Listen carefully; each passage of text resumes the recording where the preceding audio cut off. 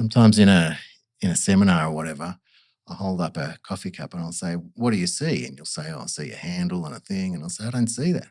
I go, "Yeah, you know, it's there." I'll go, "No, I don't see that." Mhm. Just to show that um, there's always more than what you think, and sometimes always what you see.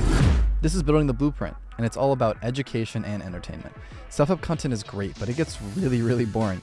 And every single week, I have an important and successful guest. And not only do we shoot the shit, but we have insightful conversations.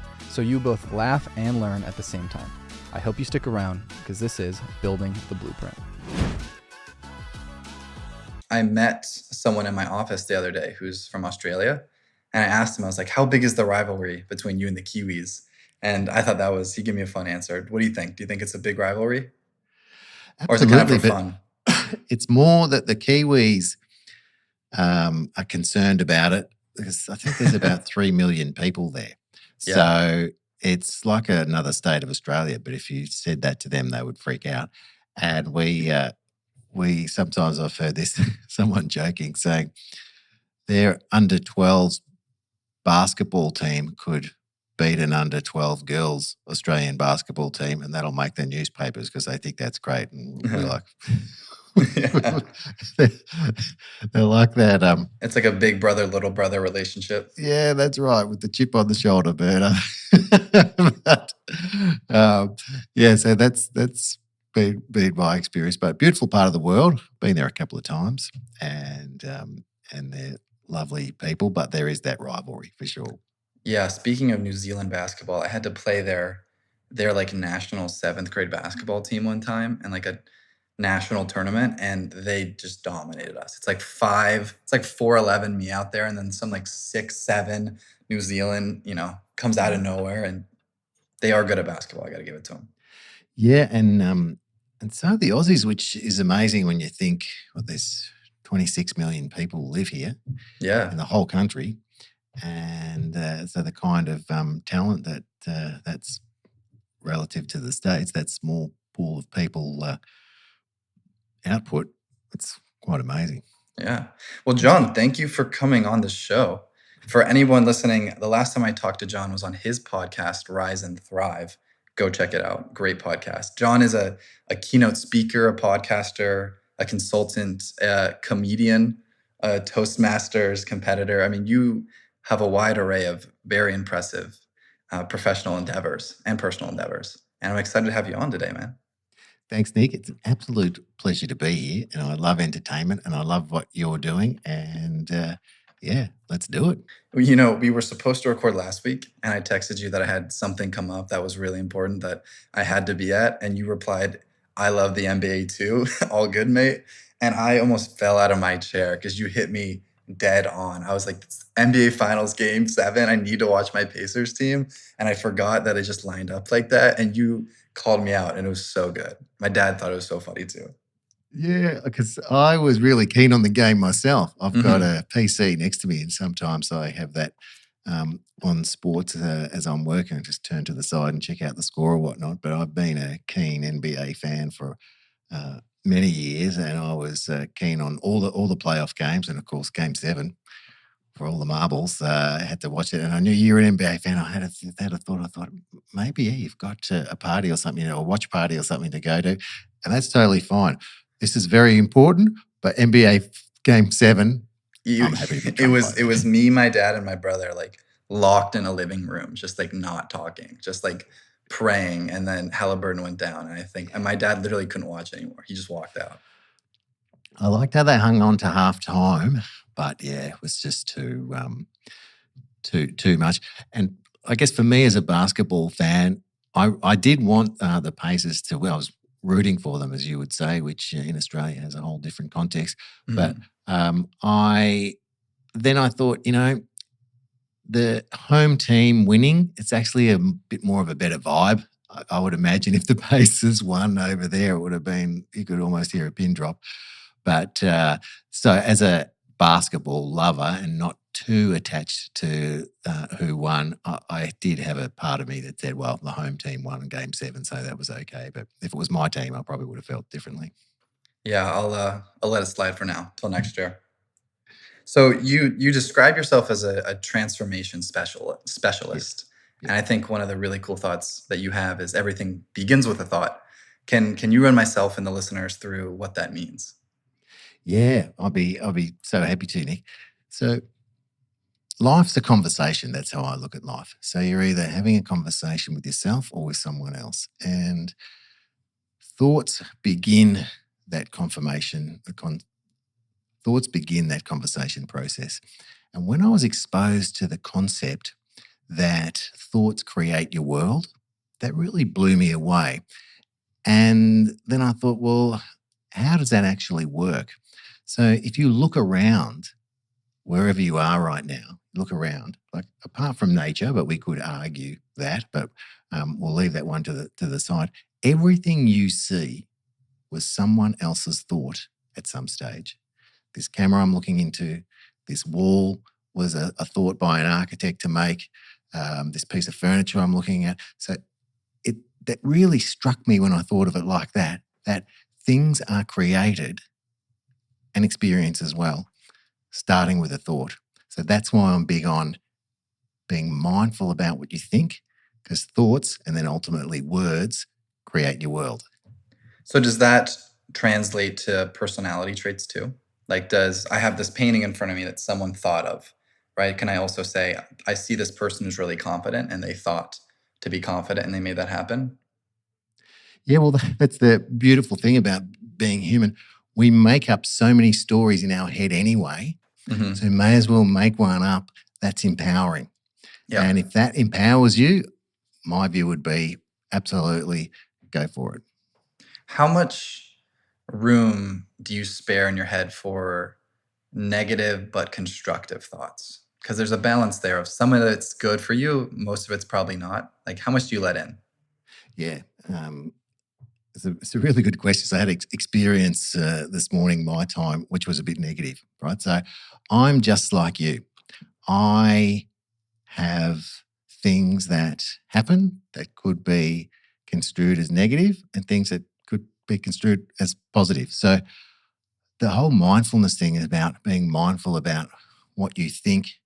So you can't necessarily change what happened, but you can change or you can have control. And some people say that's where the freedom is. It's between what happens and your reaction to what happens. That's where freedom lives. Mhm. So if something perceived as negative, let's say I'm pitching to speak at a conference that I really want to speak at and I get a no. So I could look at that as that's really negative. That's a rejection. They don't want me. I'm not good enough. Why am I doing all this work and trying to help the human race and they don't want to be helped? I could think Mhm. all of those things and I actually might think those things because and everyone has to be more careful and gentle with themselves and not judge all the thoughts that you have as good and bad. So I try not to live in a world of good and bad. So if I'm having those thoughts, it's like, okay, you're human, you're having those thoughts. But because of a lot of the mindfulness work that I've done, the next thing I might ask myself is, now what? What was the lesson? I love sayings. Sometimes they can be a bit cliche, but I like you win or you learn.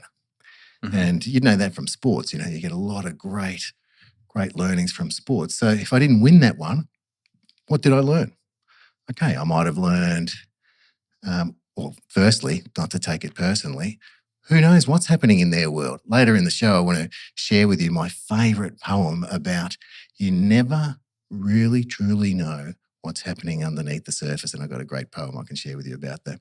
So they might have already had 3 speakers lined up and I might have been the 4th. I might not have been sending my proposal quick enough. So that might have been the reason. It could have purely been timing.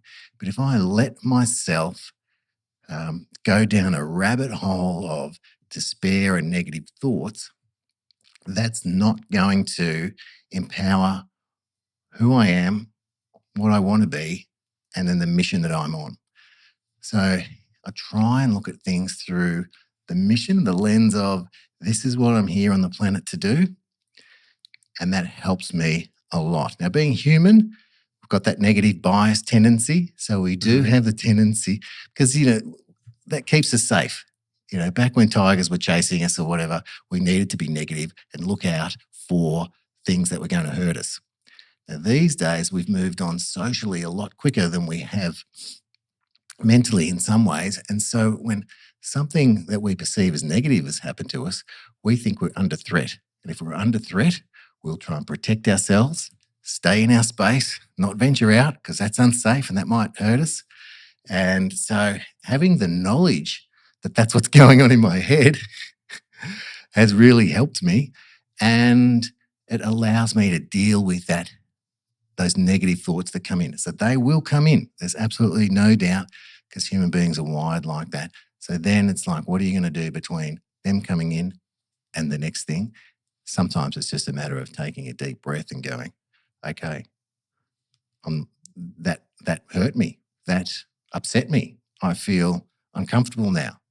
So take a breath, reset. I've got heaps for you. I don't know if you've heard. No, I love that. That was great. I've got the thing called the emotion wheel. Okay. So sometimes it's hard, and I did this with my coach this morning, so I have to tell you about it, right? Because that literally happened to me. I had some negative feedback about something, about my about that pitch that I was doing, and I got on the phone to my coach because that's one of the services that she offers me as my coach. But I would recommend anyone on the call have someone you can reach out to when you're feeling this way. So I was upset and I found it hard to articulate what the emotions. So I spoke to Karina, we got out the emotion wheel, and it's, I'll encourage everyone to Google it so they can use it for themselves. It's free, you can print it off, you can have it, and it really helps you identify the emotions. And once you can identify it, you can really deal with it. It's a bit like that expression, name it to tame it. So we went through that. We went through that exercise, and what it turned out to be, Nick, is that when I was a kid, I had a strategy to avoid upset. And what happened in this conversation this morning, that plugged into that strategy that I'd created when I was a kid. And that's okay, that's going to happen. But now I realize as an adult where that strategy might have worked as a child, as an adult, that strategy is not useful for me anymore. So there's nothing wrong that happened. But now I have the understanding through working with my coach, identifying that emotion and then seeing what actually really happened in that conversation. So what really happened was I reacted because it plugged into a strategy that I used as a child. Mind-blowing. and real access to power that way, instead of me feeling upset all day thinking, oh, this happened to me and what a bastard that guy was for going down that road, and instead of being empowering, because that was another thing, right? I'm putting my way of being onto someone else. I'm empowering, I'm enthusiastic. You tell me you're doing something, you're going for something, I'm going to give you encouragement and say, go for it. Mm-hmm. So a few lessons there. So I didn't win, so to speak, but geez, I learned a lot of lessons. How much of your day-to-day life are you reflecting versus doing? Because that's something I've been thinking about a lot of. I take in so much information on how to be more confident, how to be a better marketer, how to do this or that. Mm-hmm. And I'm trying to find the balance of, going as hard as I can and picking a direction and staying focused, but also kind of coming up for air and being like, all right, let's reflect. And then also not spending too much time reflecting and not doing. Like, I'm curious for you as someone who does a lot and is in this world, right? How much of your week do you think is spent reflecting? Every day for a little bit a day. And I'm really, really about learning, definitely, and reflection, as you're talking about, and then combining that with action. Because for a lot of years, all I did was learn and I didn't do the action, right? So I would be one of these serial go on 5 courses a year kind of guys. Mm-hmm. And I loved it, right? And so I'd be learning. And as I'm sitting there or as I'm in the class and learning stuff, I'll be thinking, I want to be what that person is. I want to be the one teaching and helping people rather than sitting here in the audience learning. So I always had that thought in the back of my mind. But I think what I did was it was a great way to delay or to keep safe by continually learning, and not actually doing. And you're right, though, it is a balance and it might be different for everyone. But I make sure every morning I have it only takes 6 minutes, and I have a recording. So most people would do something like this exercise and read it. But because I've got equipment and I wanted my voice to be telling me and my subconscious this kind of stuff. So it helps me visualize the future that I am creating, feel the feelings of that, and then embody that and then anchor that into my body through breath work. Mhm. And then I need to, in that same thing, think about some of the actions I'm going to take to create that life. So it's a great mixture of learning, thinking, and taking that action as well. So we're lifelong learners. We've got to grow, right? So learn. But I don't know if there's people out there who are like me. It depends, I guess, on what stage of life you're at. But I'm looking back now, I can see that I was doing that to avoid the doing. Mm. Does that ever like overwhelm you? Because that's something I've been reading about recently is, you know, almost trying to do too much. And I've been guilty of that in my life where it's like I tried to make this whole like routine morning plan. And it was like, from the second I woke up to before I left, it was like green drink, breath work, mindset, journaling. And then it was just like too much and I get overwhelmed and stressed. And I saw a fun quote that was speaking about America. It was like, this country was built on the backs of people who smoked cigars, ate breakfast, and didn't wear a car seat. Like, if you don't do your biohacking this morning, it's going to be all right. And I thought that was hilarious. And I'm just curious for you, because I know you also do a lot of this. Like, does that happen to you? Like, do you have spurts where it's like, this is too much? Or do you find you have a good balance? I get overwhelmed all the time, especially because I've got some big dreams and goals. And so there's a couple of ways, and you're going to know them, but there's a couple of ways it works for me. It's one, getting into the present moment. So my favorite saying is, wherever your hands are, be there, right? So right now I'm in my office having a great conversation with you. All I need to do is be in this moment. And that helps me, because if I'm feeling overwhelmed, I'm either projecting, worried about what the future may hold, or I'm worried about something that happened in the past. So all that overwhelm is taking you out of the present moment, because the present moment's a beautiful moment. And whether it's then being present in the moment and then a bit of gratitude or appreciation. I know it's a cliche. I know a lot of people talk about it. No, I and it completely might even agree. be like an extra thing. Oh God, do I have to do that too? But it doesn't have to take a lot of time. So if you have the awareness to realize you're overwhelmed, that is amazing in itself, because not everyone has that.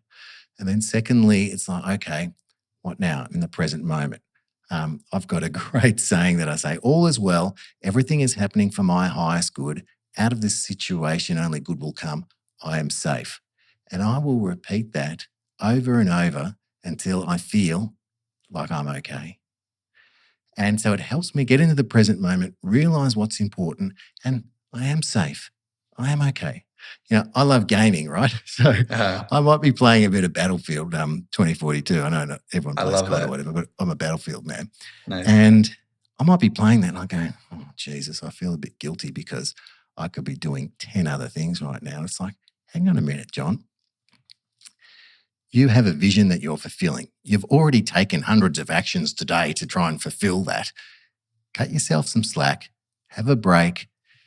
If you had $500 million in the bank and you helped millions of people around the world, why wouldn't you just spend 1 or 2 hours on your doing something that you love to do? So we're so hard on ourselves. I don't know if I've answered your question there, but I have thrown out a few things that you and others might be able to do to try and beat that overwhelm.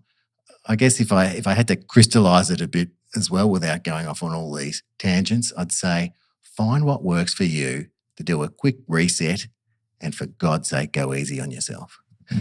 Yeah, Because that you that are last doing, one. you are That being great last one is such a already. big one. That last one is such a big one. Being hard on ourselves, and I finished the Four Agreements recently. Have you read that? No, tell me about it. It's great. It's basically like 4 agreements to make with yourself, and like you'll have a good life, right? Like that's the concept. But one of the things in the book is it was talking about one of the biggest mistakes humans make is we assume other people will judge us as harshly as we judge ourselves. Yeah. And I thought that one was really cool. And another thing from the book you might like is I'm curious your thoughts on it. One of the assumptions was don't take anything personally. And from a confidence perspective and just from a not overthinking perspective, like what do you think about that one? Because that was kind of my big favorite from the book. Yeah. Yeah. I like it, but it's really challenging to do. It's Oh yeah. logically correct, Mm-hmm. but emotionally, I find that it's something that I continued to work on. And this is where this emotion will really help when I could start to actually know. Because, sometimes you just don't feel right. Something will happen. You Yeah. know you don't feel right, but you just can't put your finger on it. Mm-hmm. Something, I don't know, some neurons fire or something great happens in your brain where you can actually get the comfort to know I'm feeling that way and that way and that way. And then I'm fortunate enough to go another level deeper with a coach where she can say, okay, great. Now we've identified that.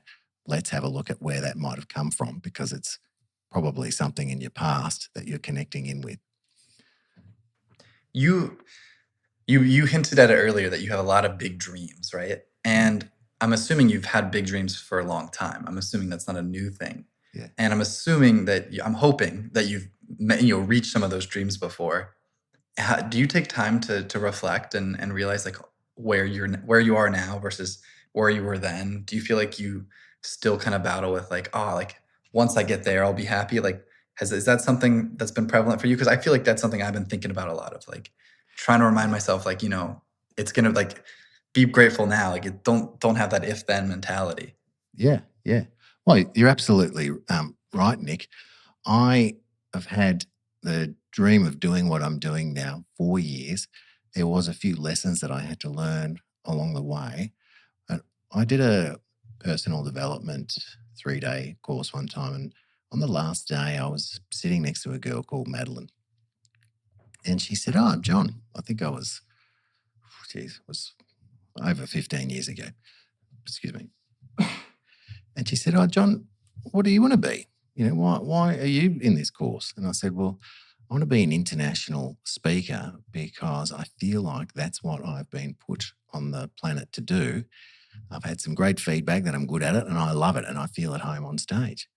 And she said, "Oh, right, do you know you can be that right now?" And I said, "What do you mean?" And she said, "Well, how do you think an international speaker, how do you think they would be?" And I said, "Oh, I think they'd be inspirational, motivational, empathetic, passionate." And she said, "Well, you don't have to wait. You can be that right now."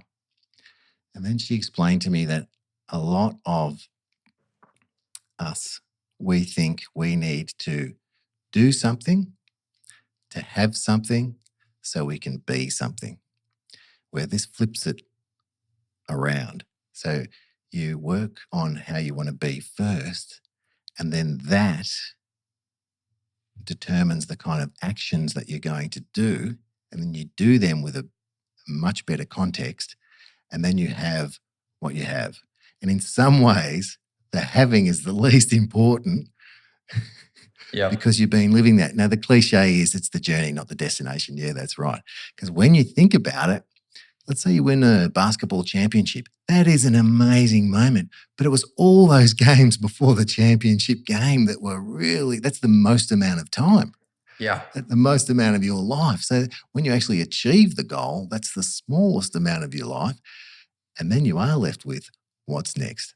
I remember seeing the quarterback, he's from the Eagles. He cost a lot of money. Jalen Hurts, like the one right now? No, a previous one. And then I think he went to New York after was it the Eagles?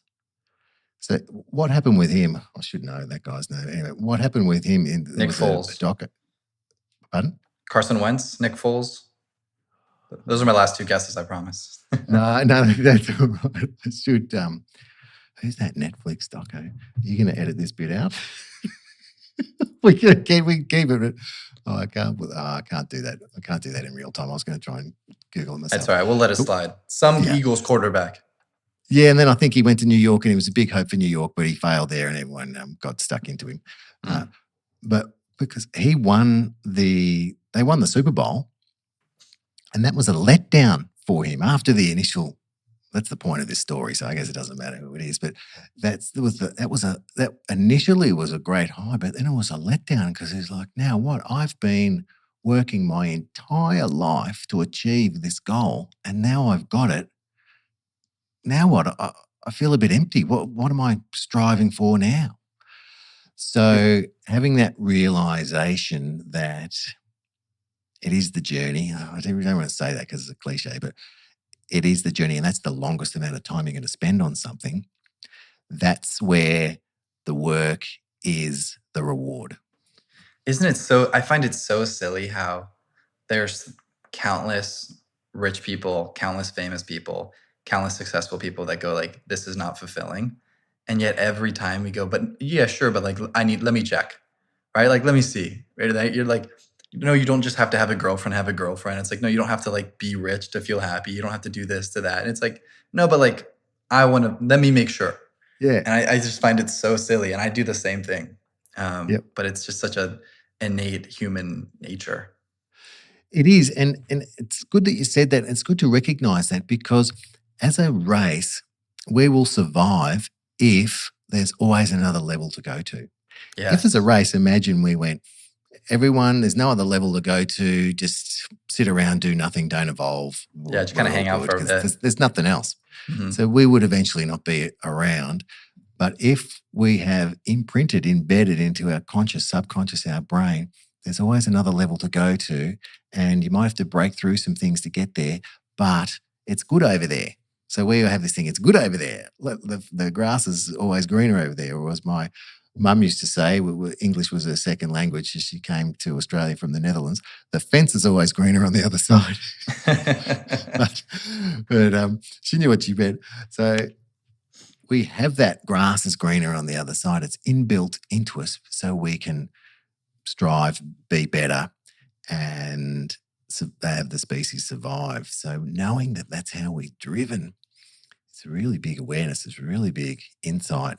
In some way, it's like peeling layers of the matrix away, going, holy shit, I just thought I was attracted to that girl because I like that. But no, what's really going on is your biological brain and is firing off, going, she would be great to reproduce with, and the species will survive. And the pheromones or the smell that she's, they did that study and they had with the shirts and the smell. Yeah, I know exactly what you're talking about. And it was, and the matching was the best mate for the survival of the species. So their their DNA or their chromosomes or whatever would be even better if they were a match. So all these things going on in the background that we don't realize, and when you peel back a little bit of the matrix and go, holy shit, I didn't realize that. Yeah, my big philosophy recently has been just do as much as I can, like good and bad, right? Like my measure for success at the moment is just doing. And so far that's working out. But it's hard. I got to remind myself, especially when you're doing things that suck. And you're like, this is terrible. I'm stressed. I don't know about this. And it's a constant battle. But then, when I look back, I never look back and I'm like, oh man, like I'm glad I won that thing. Right? It's like, no, I'm glad I did that thing, or I'm glad I pushed through that thing that scared me, or I'm glad I did that because now I became this person. Exactly. And sometimes the harder it is, the more rewarding it is at the end. Yeah. And definitely.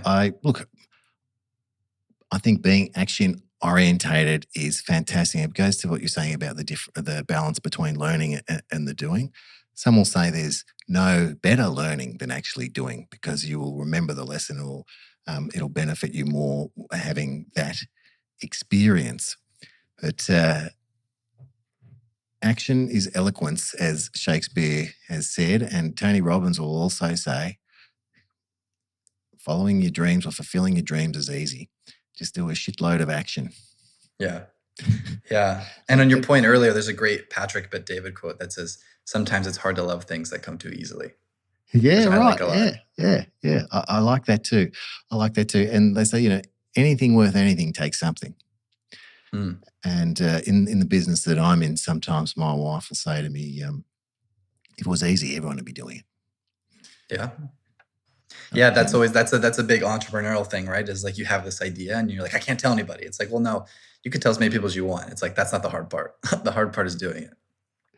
You just reminded me about the entrepreneurial stuff. I saw this great graph. It said what entrepreneurs first think how their business is going to be, like them and their goal, and a straight line. And then underneath it, have you seen that one? Then underneath it, it goes them, their goal, and then it's all these curves and ups and downs, and says, win, self-doubt, success, and it's true.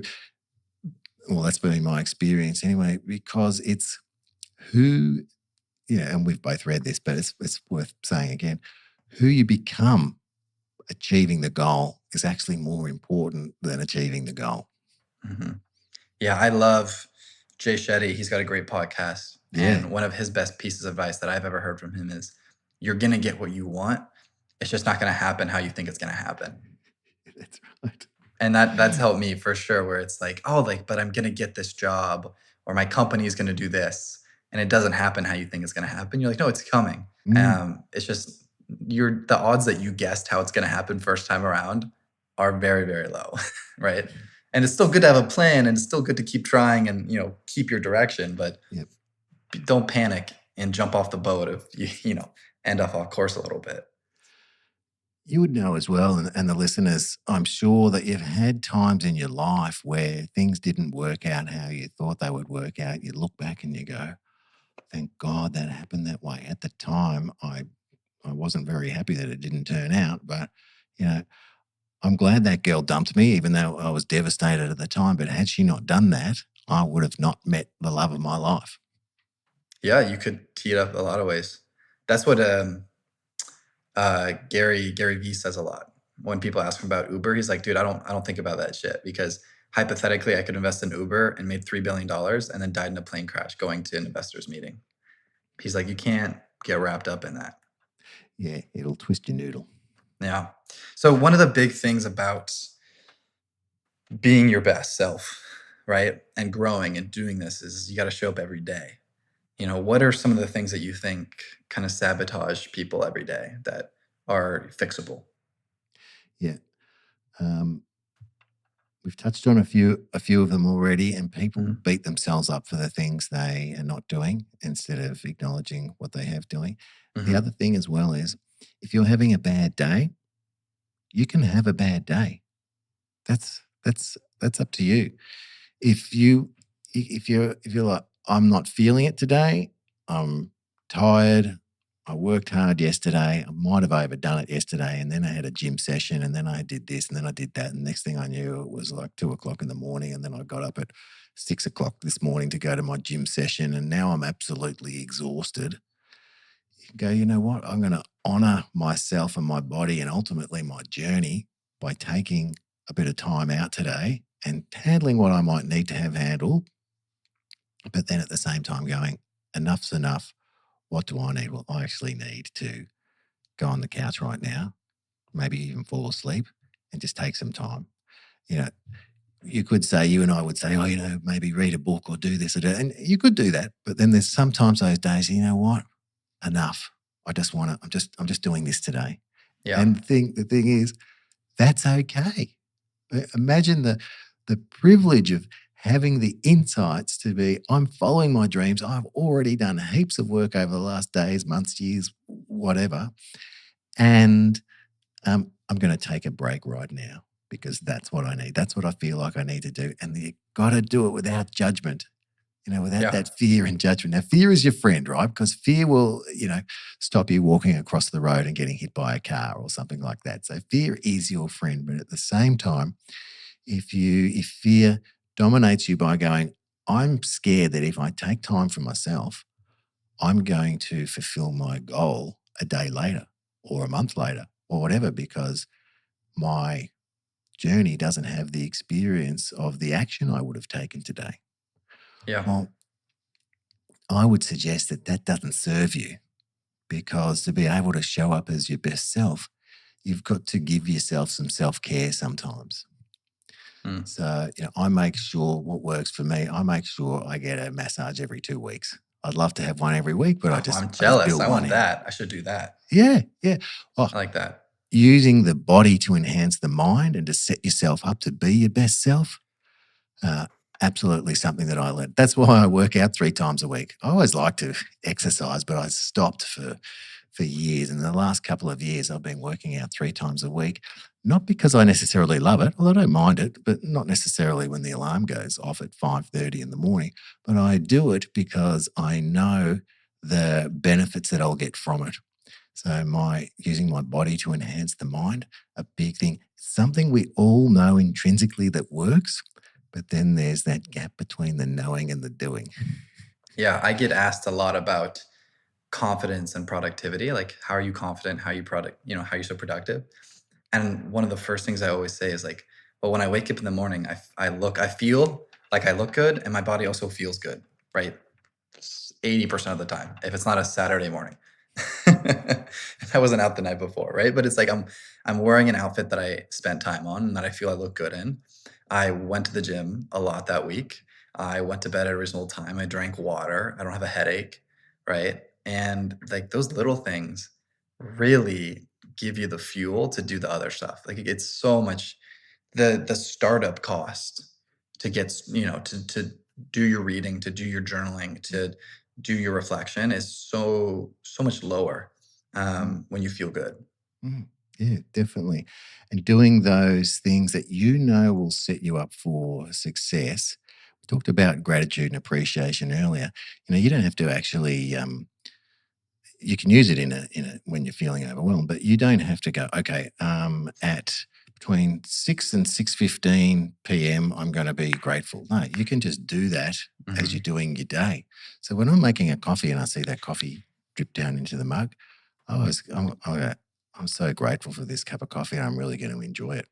That just sets the neurons in my brain going, and I'm genuinely feel that way just Yep. about when my coffee's being made. So you can incorporate some of these things during your day, which can also set you up for success.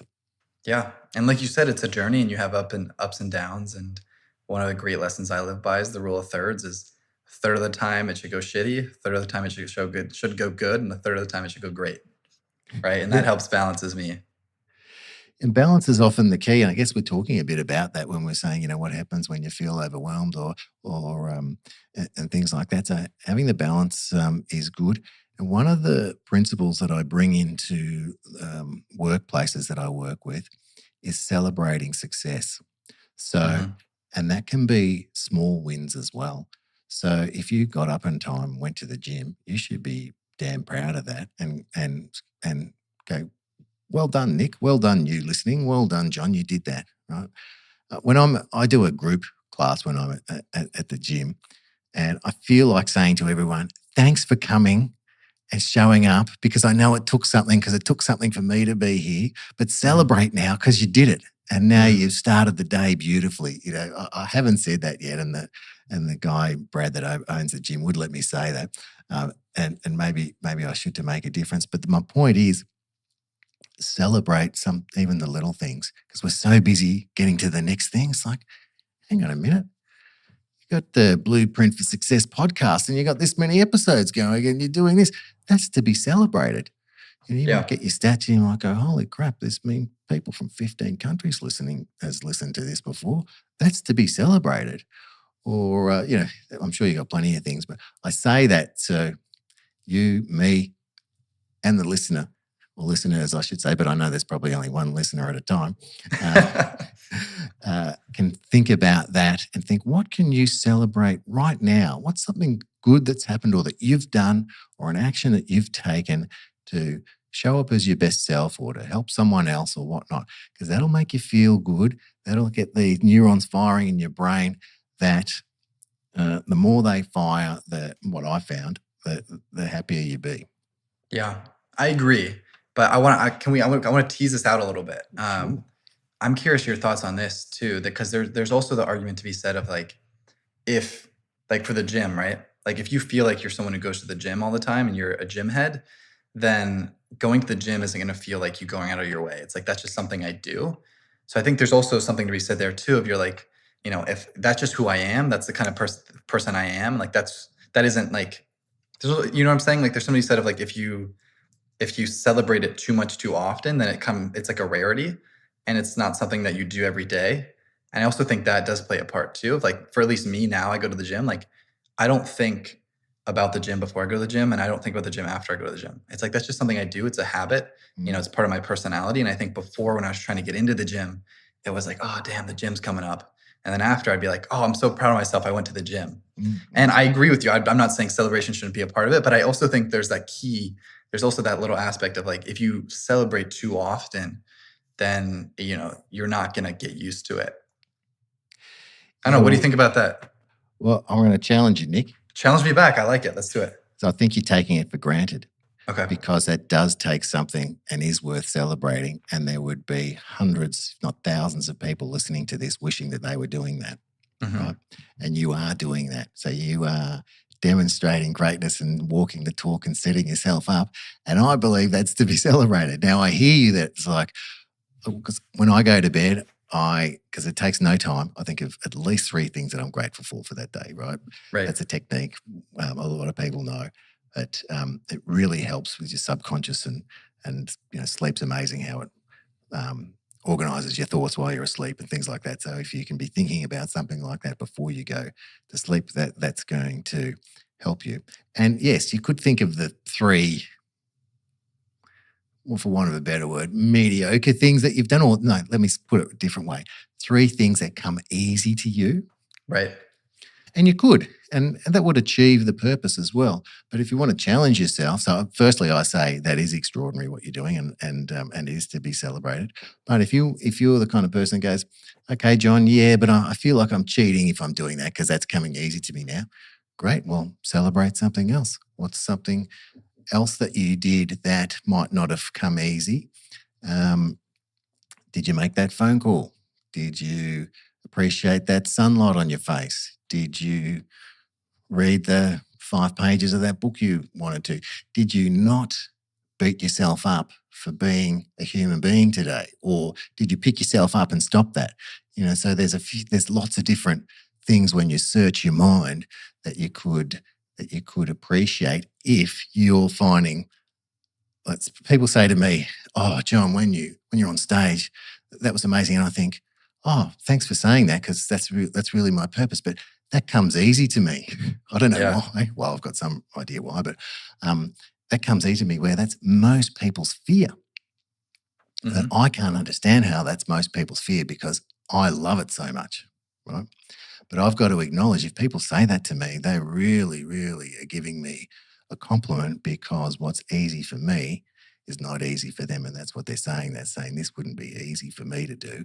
I can appreciate you for what you're doing because it's not easy. It's maybe the same for people listening about that want to get healthier and are not taking any action. It's easy for you. Might not be easy for them.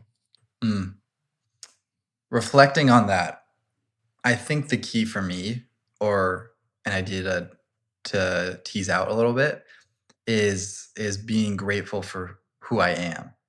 So being grateful, I'm grateful that I'm a great public speaker, grateful that I go to the gym, grateful for the identity, I guess, for the being. Yeah. And then you can tease out a little bit like, grateful that I go to the gym. I went X amount of times this week. I benched X amount, right? I look like X in the mirror. I think being grateful for like the identity and the who you are also helps. So you don't turn it into a one-time thing. Yeah. Well, and you've already won the race. We all have, right? So there was a few billion sperm or whatever.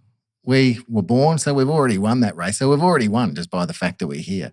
So anything else is extraordinary and fantastic. But maybe if you're humble, maybe that could be a challenge, right? For someone that's humble to say, oh, I don't really want to big up myself or say, I'm so great at this or I'm so great at that.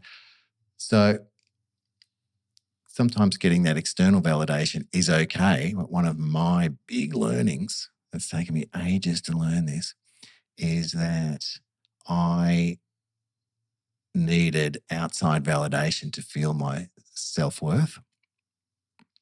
And I think that's a human trait, but now I really have that awareness that I can operate. That's good if I get it, but it's not the reason why I'm doing it. Where I think for a lot of years, that was the reason to get that external validation. I don't know what we kind of went off on a tangent like I've been doing there, but that was a really, really important learning for me. But what I wanted to say to you was, and partly I'm saying about that external validation is because I feel like saying to you right now, Nick, you're extraordinary. You are doing a podcast interview across the world on a Sunday evening. Mm-hmm. That's not everyone's doing that. That's to be celebrated. You could go to bed tonight and going, you know what? I fulfilled one of my dreams and personal goals.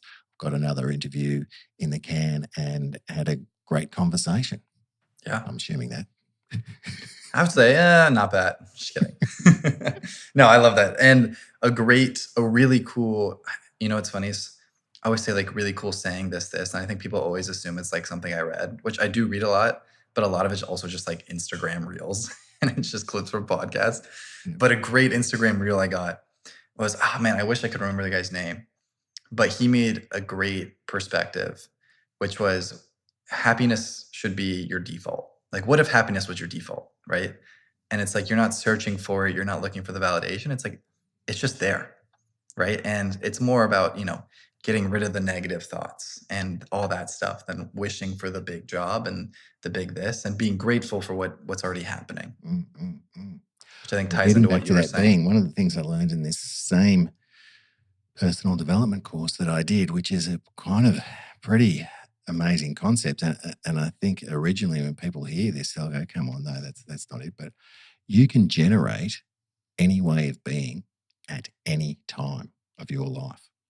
So if you wanted to generate happiness, you could.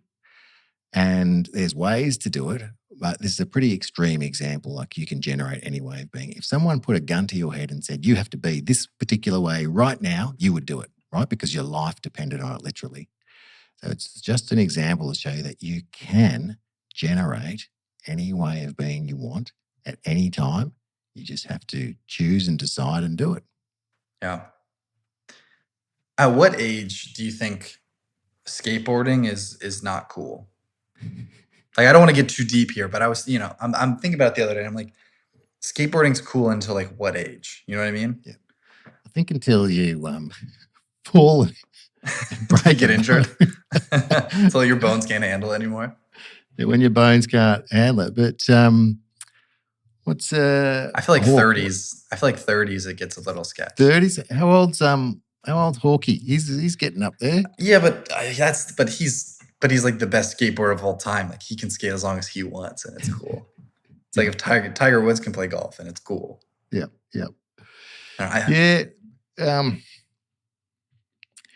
Yeah, you really floored me on that one. Isn't that funny? That's funny. I throw something at you. People throw these complicated self-help topics at you all day, and you're like, I've got it. And then all of a sudden we're talking about skateboarding. And it's like, no. Well, I like skateboarding. See, what occurs to me straight away is like, do whatever the fuck you want to do without judgment. So if you're 60 and you want to ride a skateboard and you don't look cool, just ride a skateboard. Do whatever the hell you want because it's your life. And if you feel impressed to do that, do it. So that's really my first good answer. No, stick with that. Stick to the guns. I like it. But now I'm going, into that into the personal development realm, I guess, because you're actually doing something and not worried about the consequences, but you feel impressed to do that because that'll make you happy or give you some joy. So whatever gives you joy, or what John Lennon would say, whatever gets you through the night. But I did use that approach in my early 20s, and it took me a while to realize whatever gets you through the night sometimes isn't the best for your long-term health. Yeah, definitely. One of the things I'm most intrigued to learn about you that I don't already know is something that got teased in our intro call, which was a breakthrough you had with relationships that you said allowed you to get married. And I Yes. would really, really like to know more. Yeah, well, I realized I was gay. Really? Joking. That would also be a really big one. That wasn't a bit. So, Is that your go-to opener with that one? That's good.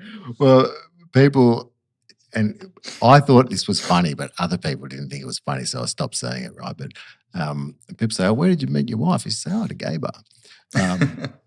I have that with my. Yeah, I'm the kind of person. If I think something's funny, I'll say it, and then, but after a while, if it doesn't land, I'll eventually have the presence of mind to go, "Oh, maybe I shouldn't say that." But yeah, I have that joke with I have a joke with my tattoo. I have like a bunch of birds, and people. I got it because it reminds me to take risks, and I just think it looks cool. But sometimes I'll be like, yeah, I grew up in an orphanage, and it's for every brother and sister I grew up with, because like I don't have a good reason. Just thought it looked cool. That's great. I like that. And do people, how do they respond to that? They go, "Oh my God." And I go, "No, I'm just kidding." They go, "Oh." Yeah. But so you think it's funny, so you say it. So yeah, I can definitely appreciate that. So this is something where it was really interesting to me, because another one of those examples of where something happened in my past, I made a decision. I didn't even realize or remember that I made that decision, and was living out my life based on that decision. So what happened was, I was doing the dishes with my mother. We just had a family dinner. I was about 16 years old. And my dad said a few things at the dinner table. I thought, oh, that doesn't sound like what someone would say if they were in a loving relationship. So I said to my mum, "Doesn't Dad love you anymore?" And I half expected her to say yes, or just, placate me, or, whatever. She said, "I don't know, John. I don't know."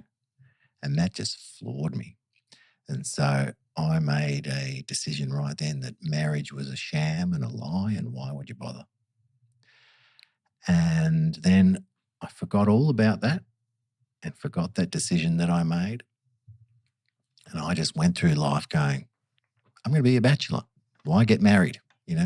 We're having and I split up with a couple of girls because they wanted to get married, and I didn't.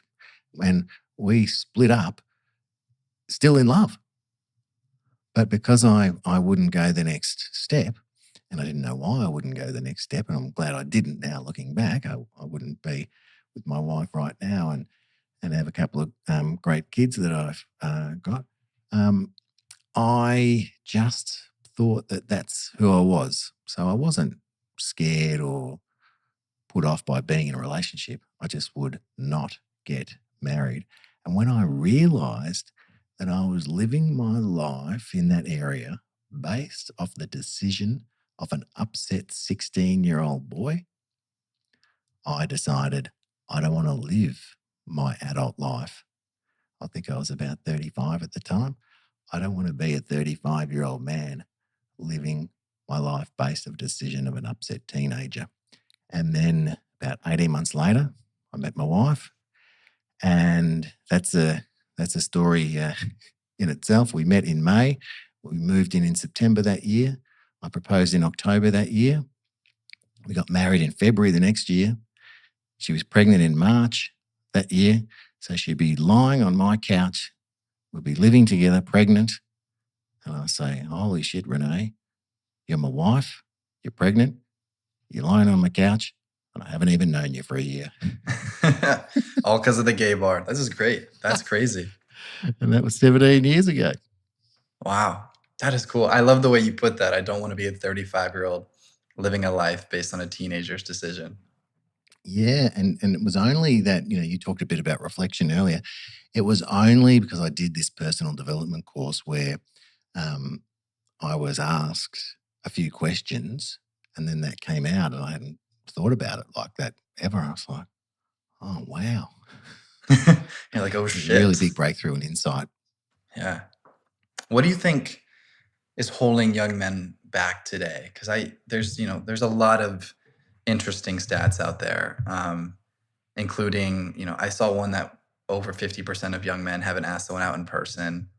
There's a lot of stats that show young men are lonelier and, less relationships are happening. And, I'm curious from your perspective, what do you think is kind of holding people back, young men back? I think fear of rejection's a big one.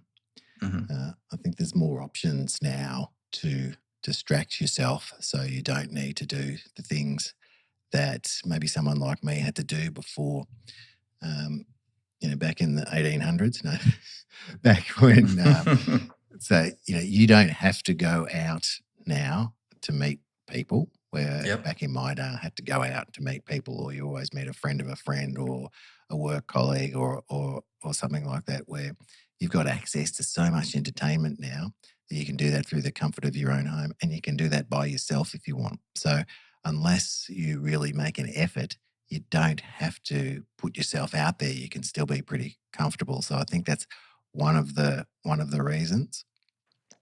I think that the education system really needs to give people life skills, kind of a lot of the things that we've talked about and that you know about, some of this stuff.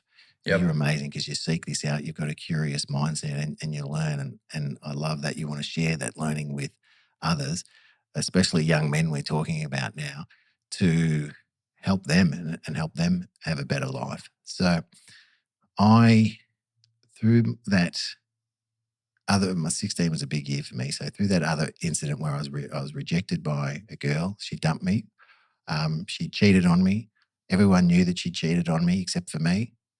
And I was devastated and I didn't know how to deal with my emotions. And that was a big deal in my life, as you can imagine.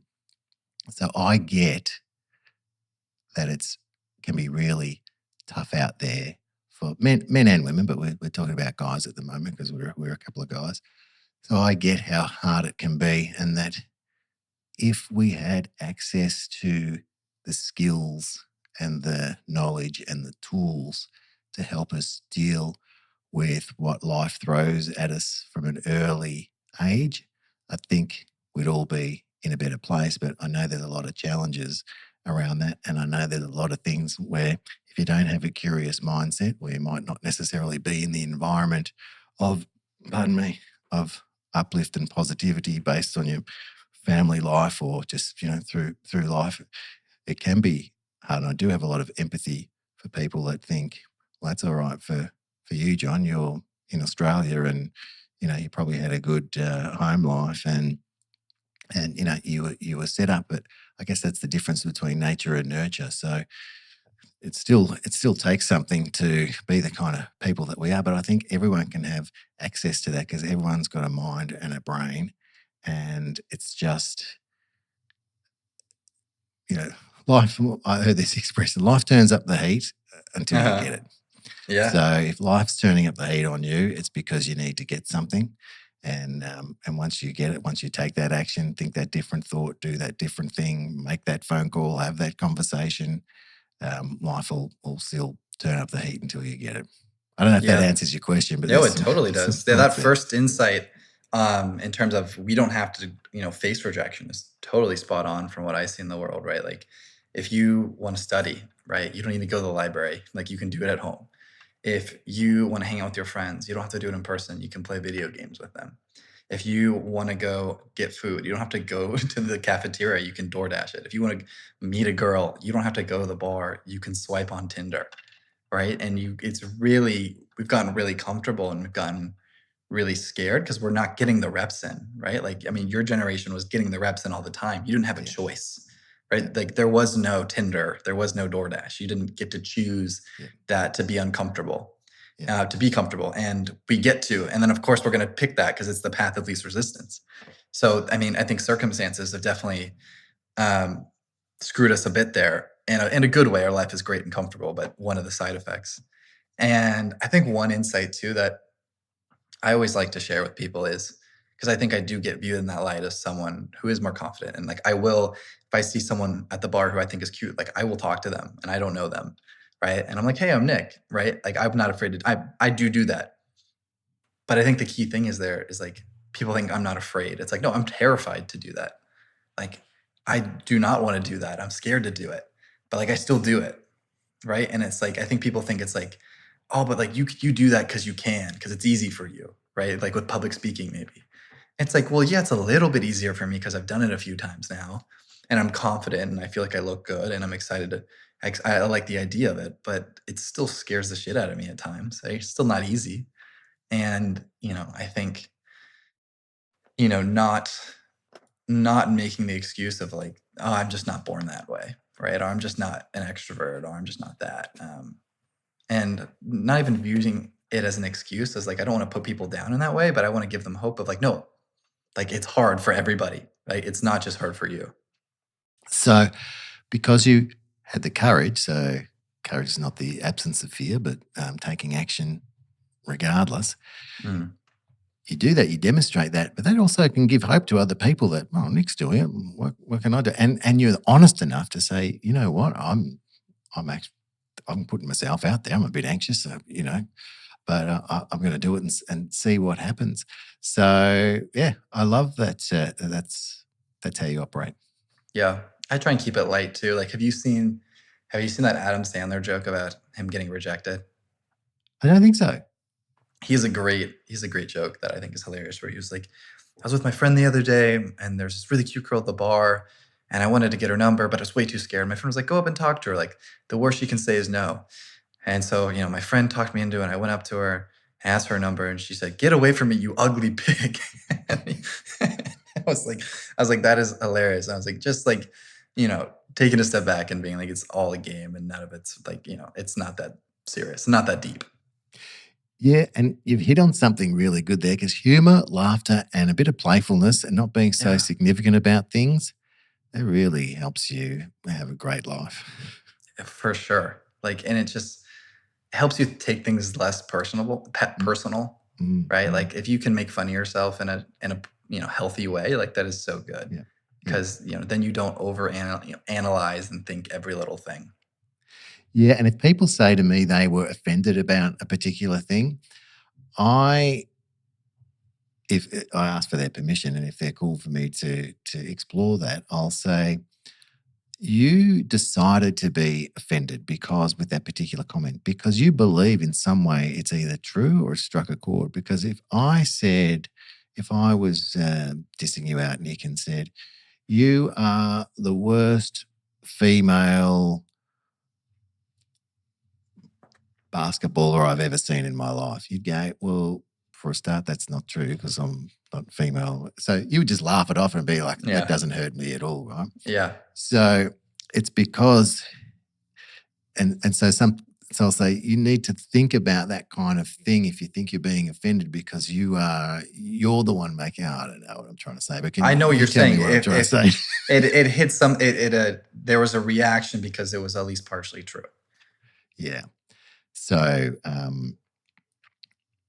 and it's up to you whether you take it on or not. Yeah, that's a good insight. And Rick Rubin, do you know Rick Rubin? He's a music producer. Yeah. Rick Rubin's great. Yeah. He's a cool thing too, which, and from a music perspective, which I think relates to this, is he says that like, he's like, anytime I listen to something that I hate, like I like have a reaction, I don't like it. He's like, I will listen to it for a long time to figure out what it was, because something sparked in me. Right? He was like, if it's really good or really bad, I listen because there was for a reason, right? It wasn't like mediocre. Like, what is it? And exploring that can lead to some great insights, right? Like it could be for the marriage. It's like marriage, like absolutely no way. Like fuck that. It's like, okay, well, why did that happen? Right? Like let's dig deeper. Mm-hmm. Yeah, someone said to me the other day about asking yourself why 3 times. You can just help in your reflection mode. Go, oh, why do I feel like that? Okay, and then why? And if you ask yourself 3 times, you often go to a level deeper where sometimes the insights live. But we're getting a bit heavy now, mate. Again. What's harder, Toastmasters or stand-up? I love them both. Now, Johnny Down Under, right? Stand-up's harder because Toastmasters is an encouraging environment to help everyone there speak. Yeah. Where, especially these days, stand-up is often you've got people in the audience and they think it's their job to bring you Give you down or feedback. to heckle you or see how well you respond to a heckle. So thanks for And alluding there's to the fact alcohol that related in what's that? comedy. And there's alcohol related when you're doing comedy, Yeah, right? Your exactly. Toastmasters crowd is not inebriated. That's right. So they're feeling a bit freer and socially lubricated, and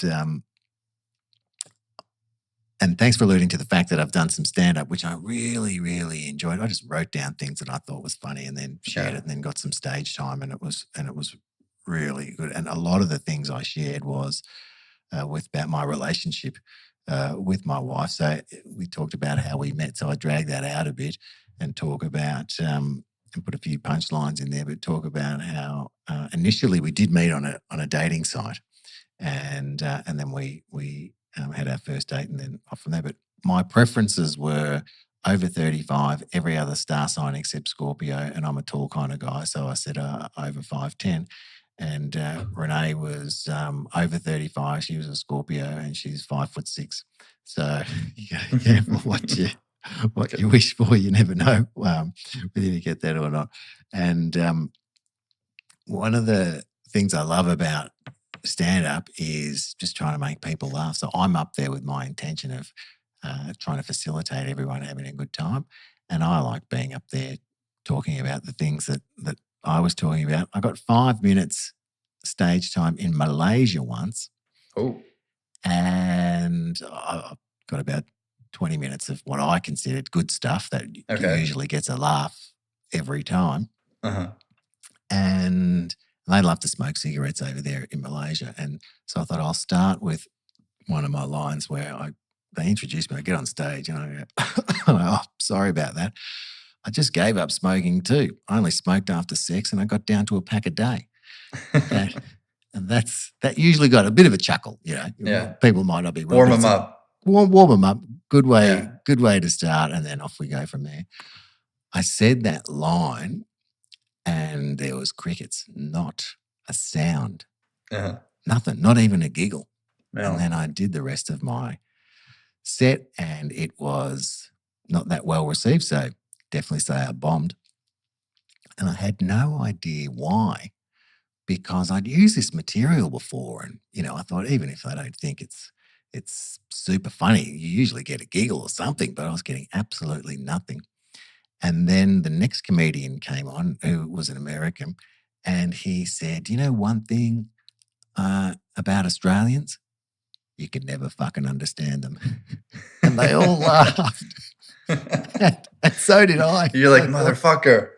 It was a bit of a relief, actually, because I thought, oh, my God, I'm probably speaking too fast or something, and they can't understand a word I'm saying, and I'm trying to make them laugh, wondering why. So I, heaps of lessons in that. Cater for your audience. I had no idea that I had to slow down or tailor my delivery for the particular audience, just in terms of basic communication and them understanding what I'm saying, let alone if it was funny or not.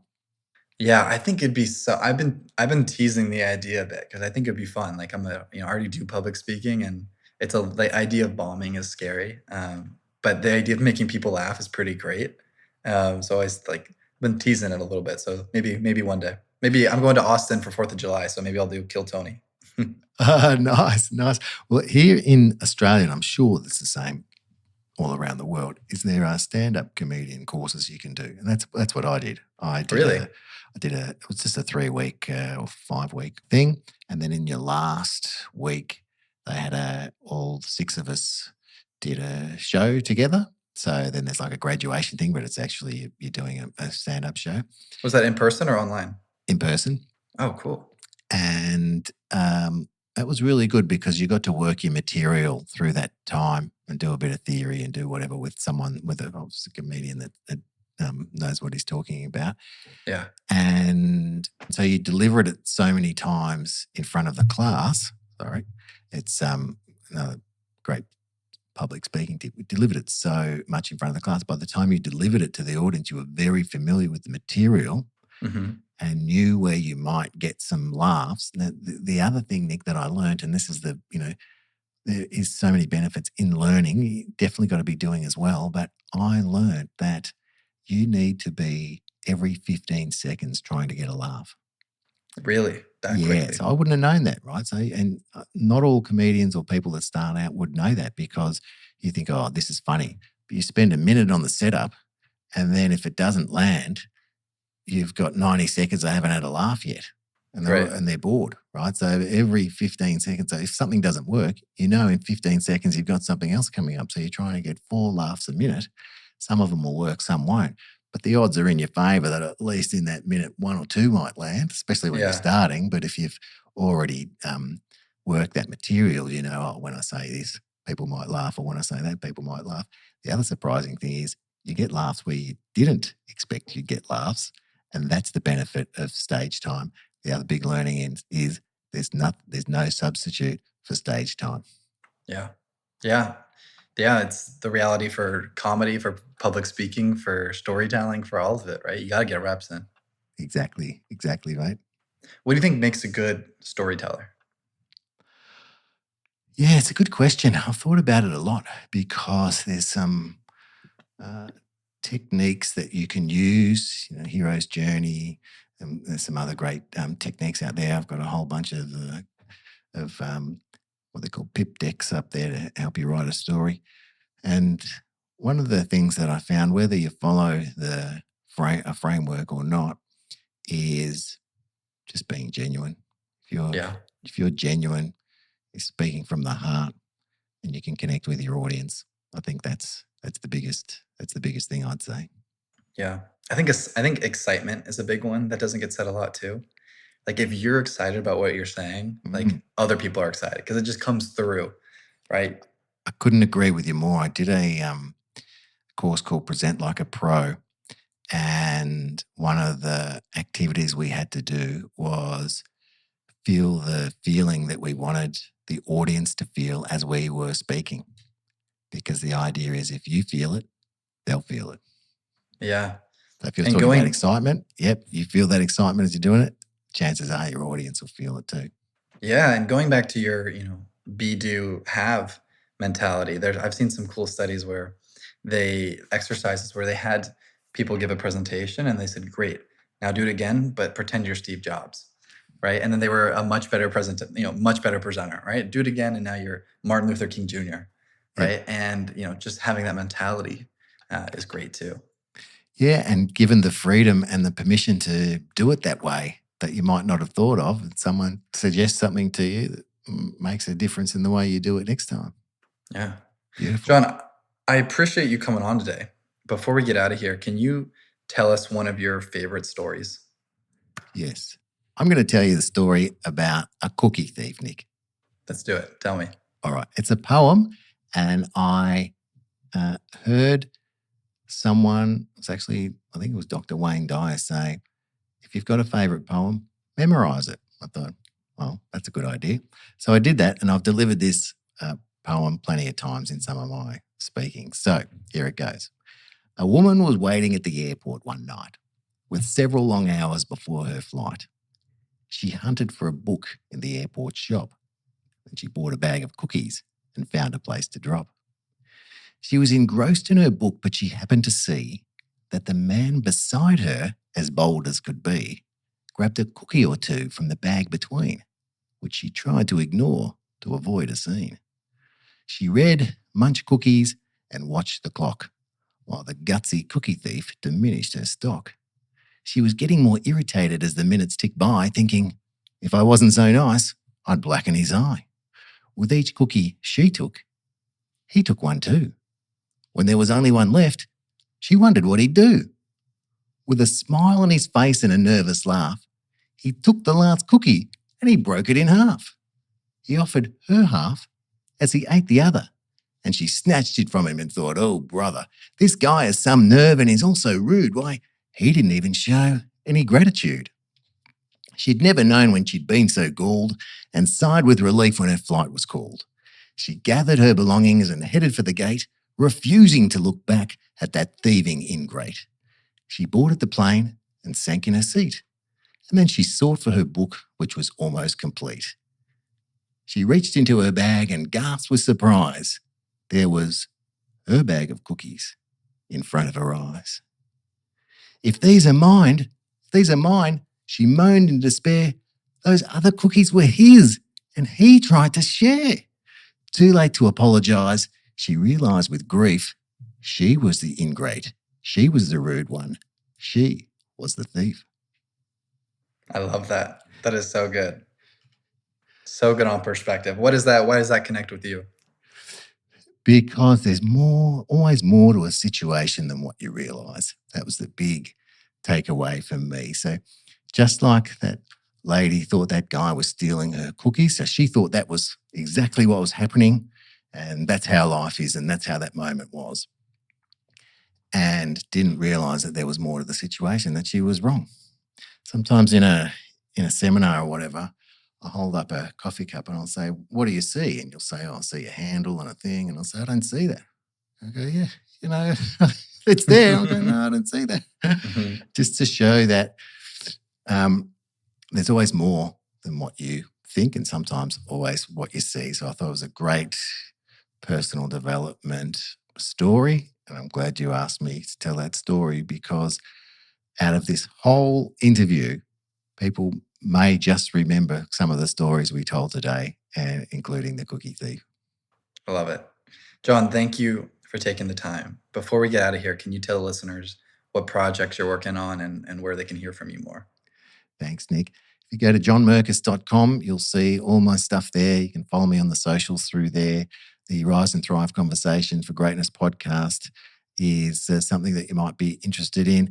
Also on my website, I've got the Mindset Meditation app. So if you like the sound of my voice, you would like me to tell you how great you are, you would like to go to sleep with me, I've also got a millionaire mindset meditation you can do in that app. It's $4 Australian a month. So what's that, about 50 cents US? So I say for the less than a price of a cup of coffee a month, for that you got access to that. So if that's of interest to people, jump onto that. And thanks for giving me the opportunity today. I think you're an amazing individual, and if there's anything I can do for you, please don't hesitate to ask, because I love what you're up to. Thank you, John. And you have a great voice. You really could be on radio. Maybe it's just the good mic. I don't know, but I hear it. Yeah, I did do a bit of radio at a station here called 3SA, and we had to say we're playing favourites all the time. So there you go. It's 22 past the hour. We're playing favourites. Thank you, John.